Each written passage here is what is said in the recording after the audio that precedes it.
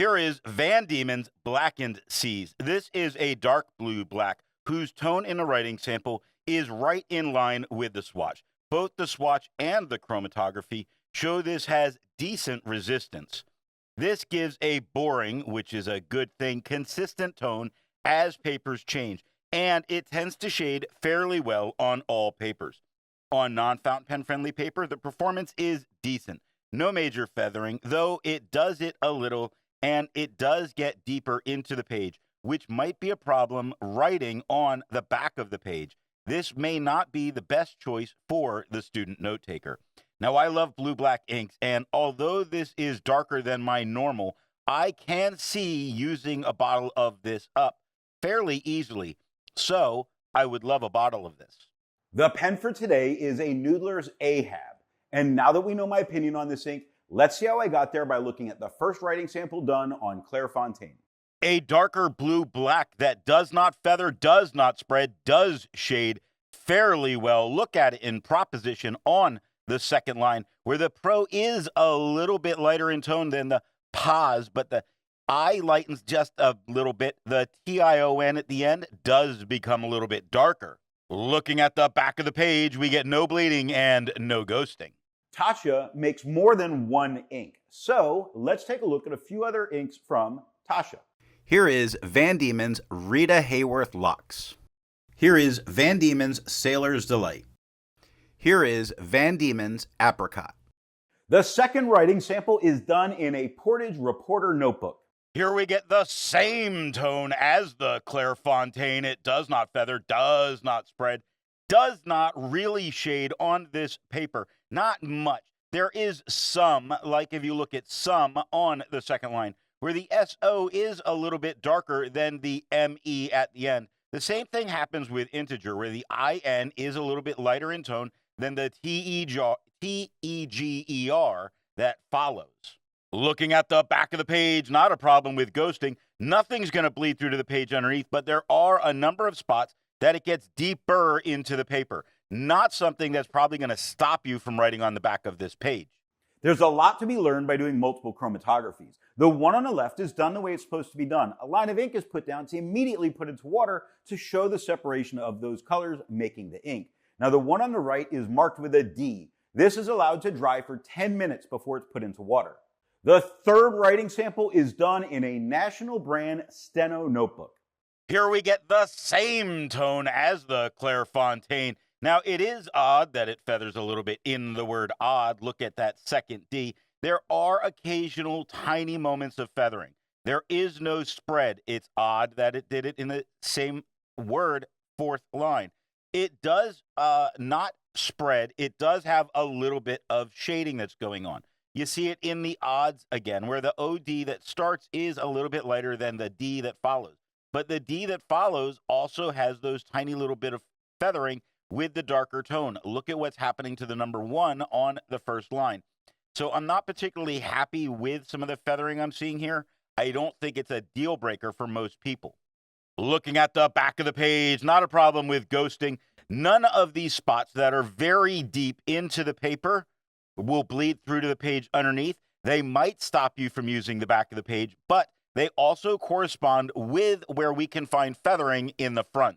Resistance tests are done to see how well this ink can be expected to perform on the page, and more importantly, how hard it may be to clean from your pen. Now, the smear is allowed to dry for 3 days before testing it. In the upper left, you can see where there is highlighter. In the upper right, that is pen flush. The lower left has a 1/3 bleach solution, and the lower right has plain old water. The next writing sample is done in a Rhodia notebook. Here we get the same tone as the Clairfontaine. It does not feather, does not spread, does shade about as well as it does on the Clairfontaine. You see it a little bit in the word smallest here, where small is slightly lighter in tone than the EST at the end. Most important, it stands out against this quad rule with no problem at all, making it a good ink to use if you prefer quad rule paper. Looking at the back of the page, we do not have a problem with ghosting. None of the spots that I'm circling here bled through to the page underneath. These are only spots where it got a little deeper into the page. Not enough to probably stop you from writing back here, but it is a coated paper, so it's something to be aware of. With over 1,000 inks reviewed, let's take a look at some more blue-black inks that are out there.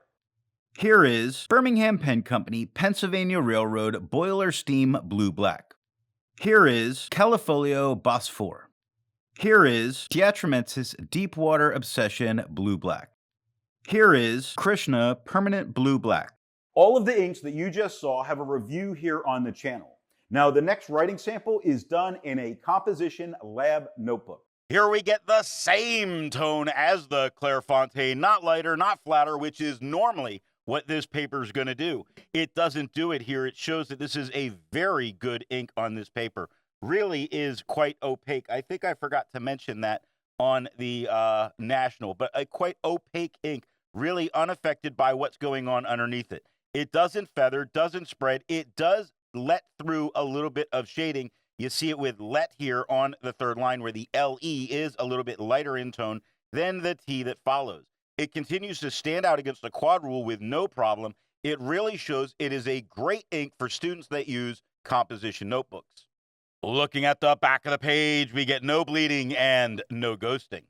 While it's nice to see inks that are in the same color family, I prefer to find inks that complement the color on the page. Here is Colorverse Dark Energy. Here is Geherban Rouge Opera. Here is Sailor Gentle Apricot. Here is Krishna Grenade.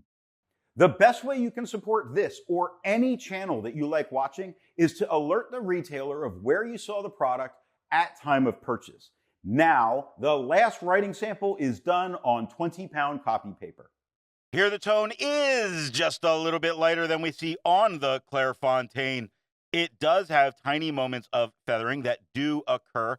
They are not really much of a problem, but they are present. It does spread some, a little less than we normally see on 20-pound copy paper. With less spread happening and only occasional tiny feathers, I think this could be a good ink for this paper. Looking at the back of the page, we don't have a problem with ghosting. We do have a normal penetration into 20-pound copy paper. Probably stops you from writing back here, but it is not a problem. This is normal behavior for this paper. So what nib and pen do I think are going to give the best writing experience with this ink? The very wet flex nib of the Noodler's Ahab gives a very dark blue-black, like ocean waves at night with some shading. Now, off camera, I used a dry fine, and the tone lightened a fair amount, enough to pass as a different blue-black ink, and it shade even more dramatically. Now, I would say the best version of this comes from the very wet fine or very wet medium, as it doesn't look the same as so many blue-black inks while still shading.